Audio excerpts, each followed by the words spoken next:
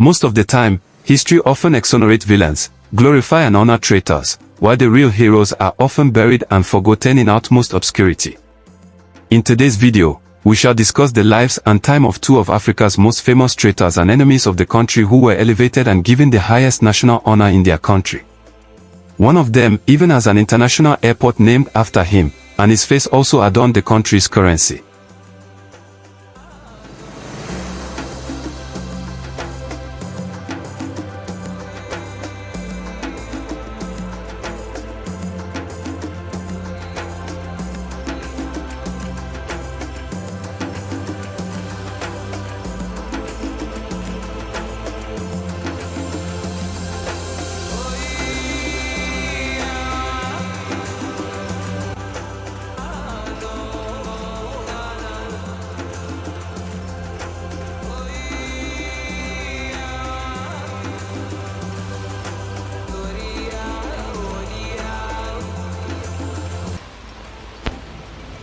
How is the reconstruction of the country going since the overthrow of the Nkrumah regime? Going very well indeed. Going very well. Everybody is working hard, and we hope it won't be long when things will be on a good footing. Returning to ex-President Nkrumah, do you think he'll ever try to return to Ghana? We'll be very pleased indeed to have him back in Ghana. We'll give him the red carpet. Thank you, sir. General Emmanuel Kwesi Kotoka occupies one of the most controversial and emotionally charged places in Ghana's post-independence history. To some, he was a disciplined soldier who helped remove a government they believed had become authoritarian and economically overbearing. To others, he was the military officer who betrayed the founding leader of modern Ghana, Dr. Kwame Nkrumah, and helped destroy the political project of the man who had led the country to independence. Few figures in Ghanaian history provoke such divided memory. His rise, his role in the overthrow of Nkrumah, his violent death in the abortive counter-coup known as Operation Getter Boy, and the honors that followed his death, remain central to Ghana's national historical debate. Emmanuel Kwesi Kotoka was born on October 26, 1926, in Alakpo in the Volta region of what was then the British colony of the Gold Coast. He came from modest beginnings and belonged to a generation of Africans who entered colonial institutions at a time when the British still controlled the machinery of power. Like many ambitious young men of his era who saw the military as one of the few available paths to advancement, Kotoka joined the colonial army and built his career in uniform. He enlisted in the Gold Coast Regiment, part of the Royal West African Frontier Force, and rose through the ranks in the era when Britain relied heavily on African soldiers to support imperial security across West Africa. The military gave him discipline, social mobility, and a route into national prominence. It also shaped his worldview. He was not a politician by training, nor was he a philosopher in the mode of Nkrumah.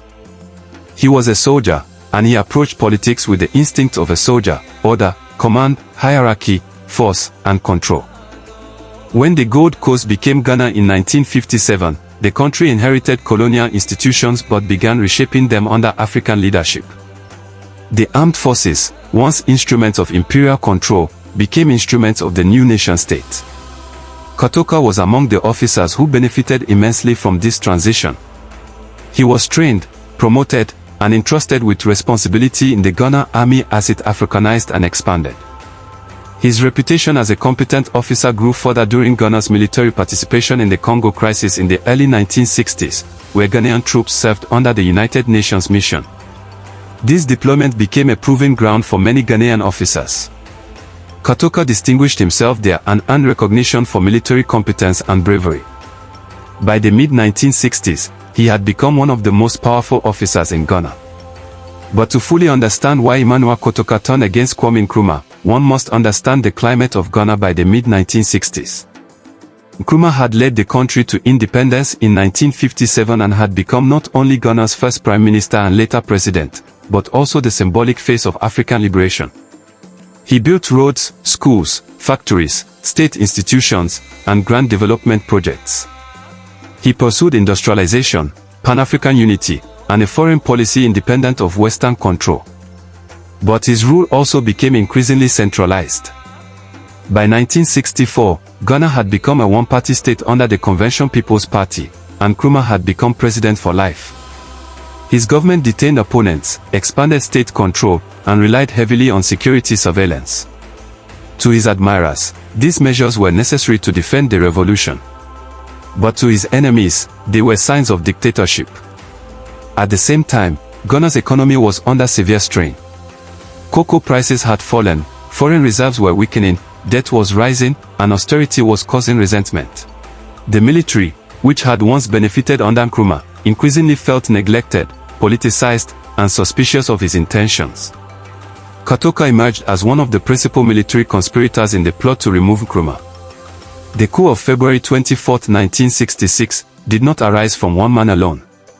It was a coordinated effort involving senior military and police officers, including Lieutenant General Joseph Atta Ankara, J.W.K. Hali, Akwasi Afrifa, A.K. Diku, and Emmanuel Kotoka. But Kotoka became one of its most visible and forceful faces. He was central to the military side of the conspiracy and became one of the coup's most recognizable symbols. The coup was launched while Nkrumah was out of the country on a peace mission to Hanoi, traveling through Beijing. The timing was deliberate. With Nkrumah absent, the conspirators struck. Soldiers moved into Accra, seized strategic installations, neutralized loyalist resistance, and announced the overthrow of the government. The Convention People's Party regime fell in a matter of hours. To Nkrumah's supporters, this was not simply a coup. It was treachery. Kotoka and the officers around him were seen as men who had risen within the state Nkrumah built, benefited from the national army he expanded, and then turned the weapons of that state against him.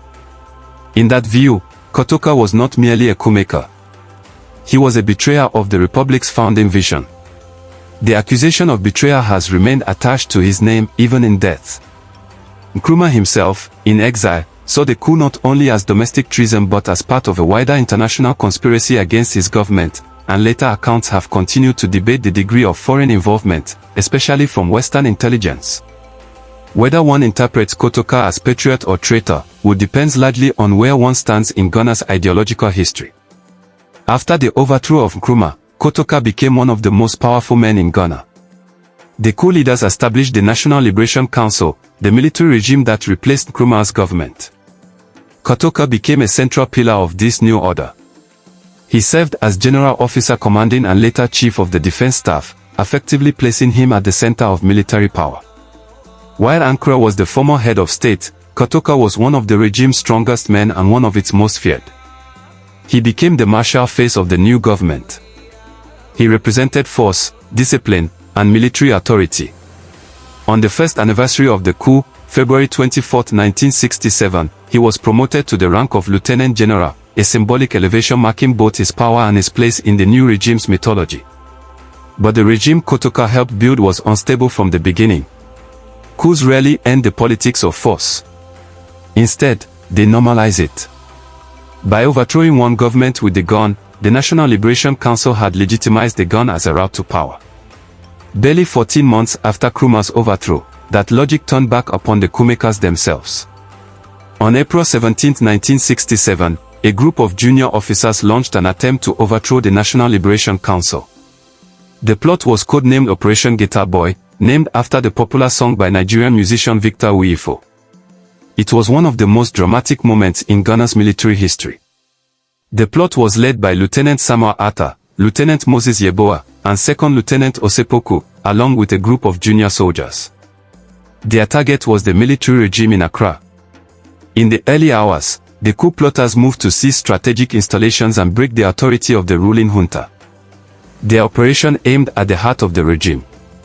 It was bold, violent, and fast. During the chaos, Kotoka moved toward the airport in Accra, one of the critical strategic sites in any military contest. There, in the confusion and gunfire of the attempted coup, he was captured. Lieutenant Moses Yeboah shot him dead at the airport. The man who had helped overthrow Nkrumah by force was himself killed by force in an attempted overthrow. It was a brutal symmetry. Kotoka's death shocked the regime. He was not merely another officer. He was one of the pillars of the post-Nkrumah order. His killing transformed Operation Guitar Boy from a failed coup into a national trauma for the military establishment. Though the coup itself was crushed, the death of Kotoka left a deep scar. Other officers were also killed in the fighting, but Kotoka's death was the defining event. The coup failed. Its leaders were arrested. Lieutenant Samuel Atta and Lieutenant Moses Yeboah were later executed by firing squad, while Osepoko was imprisoned. But the regime had lost one of its strongest men. Kotoka's funeral was staged as both mourning and state theater. The military regime understood the symbolic importance of his death and turned his burial into a national spectacle of military honor. He was buried with full military honors, a ceremony meant to project dignity, sacrifice, and legitimacy. His coffin was draped in state symbolism. Soldiers marched in ceremonial precision. Senior officers, government officials, and foreign dignitaries attended. The funeral was designed not only to mourn Kotoka the man, but to sanctify Kotoka as a gallant soldier and martyr of the National Liberation Council. It was also meant to reinforce the legitimacy of the regime he had helped create. In death, he was recast not as a conspirator against a sitting government, but as a fallen guardian of the state. The honors did not end with burial. Kotoka was memorialized physically in the national landscape. Ghana's biggest international airport in Accra was later renamed Kotoka International Airport in his honor, ensuring that his name would become one of the most visible in the country. Every traveler entering Ghana through its principal airport would encounter the name of the man who helped overthrow Nkrumah. At the site where he was killed, a memorial statue was erected, marking the place of his death and preserving his image in military form. In this way, the state converted his death into permanent public memory.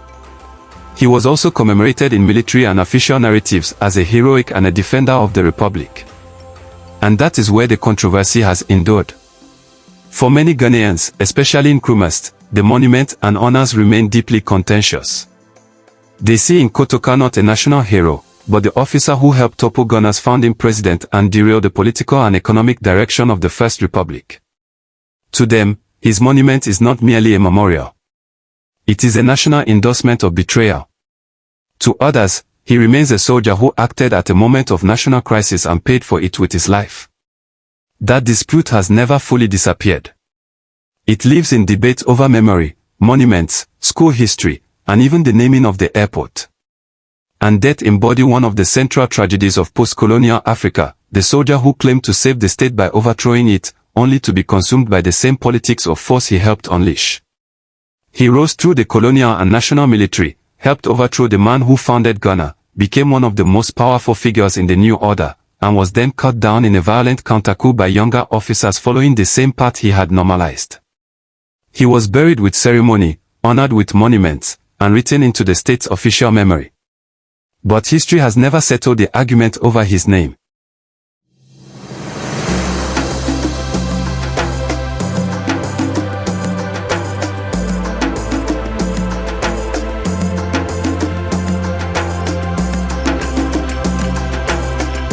Murtala Ramat Muhammad remains one of the most controversial and celebrated figures in the history of Nigeria. To many Nigerians, he became a symbol of courage, discipline, nationalism, and decisive leadership. Yet his rise to power was deeply tied to military coups, political betrayals, violence, and one of the darkest atrocities of the Nigerian Civil War. His story is therefore one of contradictions: a soldier who participated in the destruction of governments, a commander accused of brutality during war, and yet a man who, after death, was elevated into the status of a national martyr and hero. Murtala Ramat Muhammad was born on November 8, 1938, in Kano, into a respected Fulani family. He grew up during the final years of British colonial rule in Nigeria. At the time, the northern region of Nigeria was heavily influenced by Islamic tradition and the authority of emirs, while nationalist politics was gradually spreading across the country. Young Murtala was educated at Berewa College in Zaria, one of the most prestigious schools in northern Nigeria. Berewa College produced many future Nigerian leaders, including military officers and politicians. From an early age, Murtala developed a reputation for boldness, confidence, and stubborn determination. Unlike some officers who were quiet and diplomatic, he was known for being outspoken and fearless. These qualities would later make him admired by many soldiers but feared by others. After school, he joined the Nigerian military and received training in several countries, including the United Kingdom. Nigeria became independent from Britain in 1960, and the young nation inherited a fragile political system divided along ethnic and regional lines. Rivalries between the North, West, and East quickly created tension inside the military and among politicians. By January 1966, Nigeria exploded into crisis during the country's first military coup. A group of mostly young Igbo officers overthrew the civilian government and assassinated major northern and western political leaders, including Prime Minister Abubakar Tafawa Balewa and Northern Premier Ahmadu Bello. The coup was led by the charismatic young Major Chukwuma Kaduna Nziagu. Although the coup failed to fully take control of Nigeria, it shattered trust inside the military. Many northern officers believed the coup was an ethnic conspiracy against the North because most northern leaders were killed while several prominent Igbo politicians survived. Anger spread rapidly among northern soldiers, including Murtala Muhammad. At that time, Nigeria's army commander, Johnson Agi Ironsi, an Igbo officer, took power and became head of state. Ironsi tried to stabilize the country, but many northern officers distrusted him. Murtala Muhammad became one of the leading voices demanding revenge and resistance against Ironsi's government. This tension led directly to the counter-coup of July 1966, often called the Second Nigerian Military Coup. Murtala Muhammad played a central role in it. During the uprising, northern officers mutinied against Ironsi's government. Soldiers loyal to the northern faction assassinated Ironsi and the military governor of western Nigeria, Adekunle Fajui. Murtala emerged as one of the strongest and most aggressive officers during the counter-coup. Many accounts describe him as one of the officers who wanted Nigeria to be divided entirely, with the North separating from the Federation after the killings of northern leaders in January 1966. The atmosphere inside the army was filled with rage and revenge. Thousands of Igbo civilians living in northern Nigeria were attacked and massacred in riots that followed the coup. After Ironsi's death, senior northern officers eventually chose Yakubu Gowon as the new head of state. Gowon was considered more moderate and more acceptable internationally. Murtala reportedly disliked this decision because Gowon was junior to him in military ranking and because Murtala himself had become one of the strongest figures among the northern officers. Nevertheless, he accepted Gowon's leadership and remained influential inside the military government. When the eastern region, led by Chukwumeka Odumegwu Ojukwu, declared independence as the Republic of Biafra in 1967, Nigeria descended into civil war.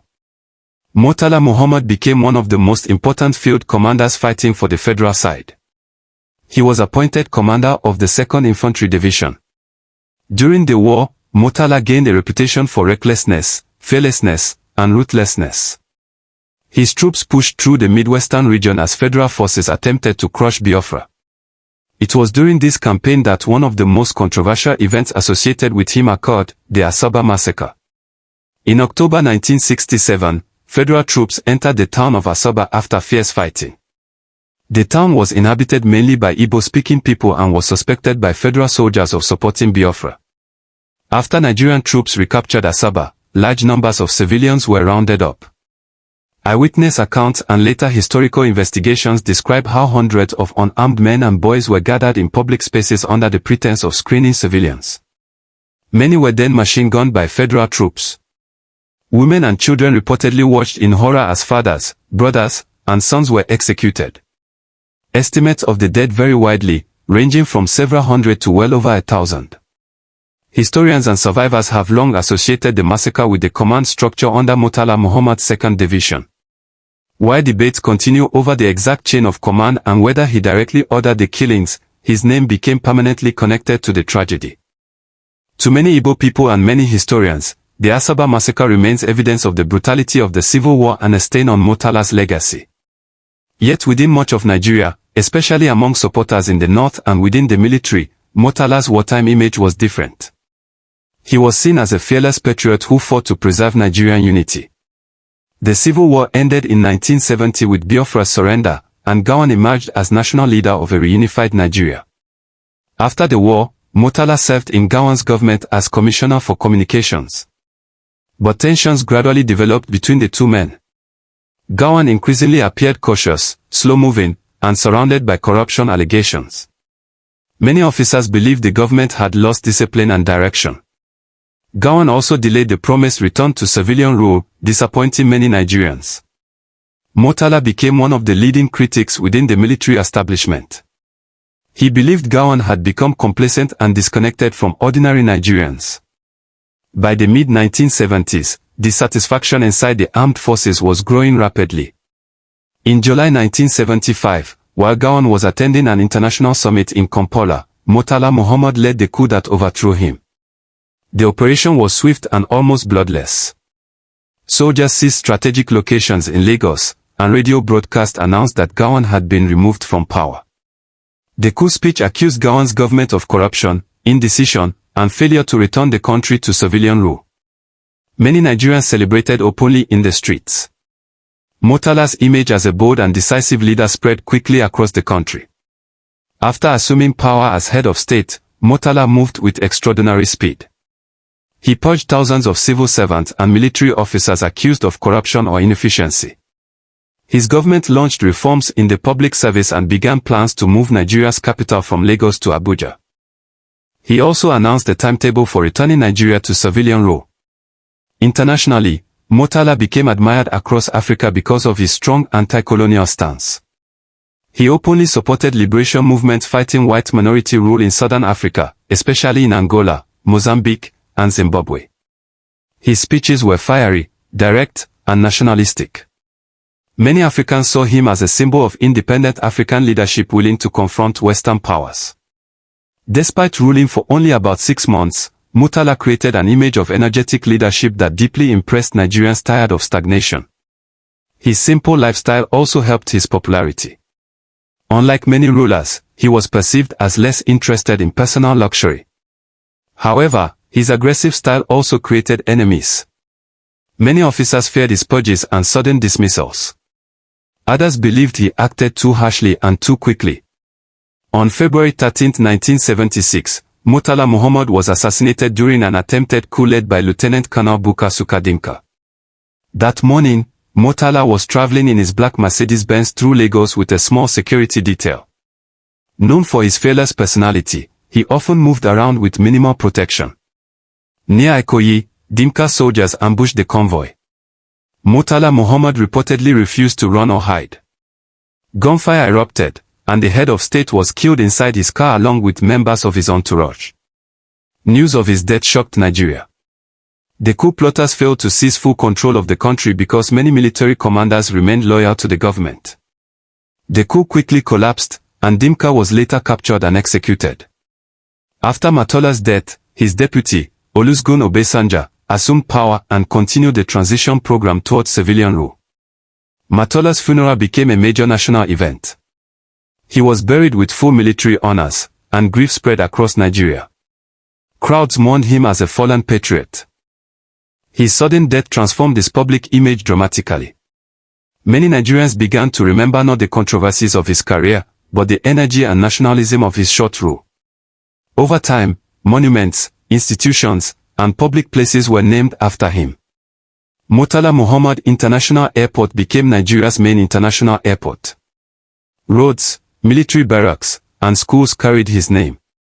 His portrait and speeches became symbols of discipline and patriotism. Fellow Nigerians, events of the past few years have indicated that despite our great human and material resources, the government has not been able to fulfill the legitimate expectations of our people. Nigeria has been left to drift. This situation, if not arrested, would inevitably have resulted in chaos and even bloodshed. In the endeavor to build a strong, united, and virile nation, Nigerians have shed much blood. The thought of further bloodshed, for whatever reasons, must, I'm sure, be revolting to our people. The armed forces, having examined the situation, came to the conclusion that certain changes were inevitable. After the Civil War, the affairs of state, hitherto a collective responsibility, became characterized by a lack of consultation, indecision, indiscipline, and even neglect.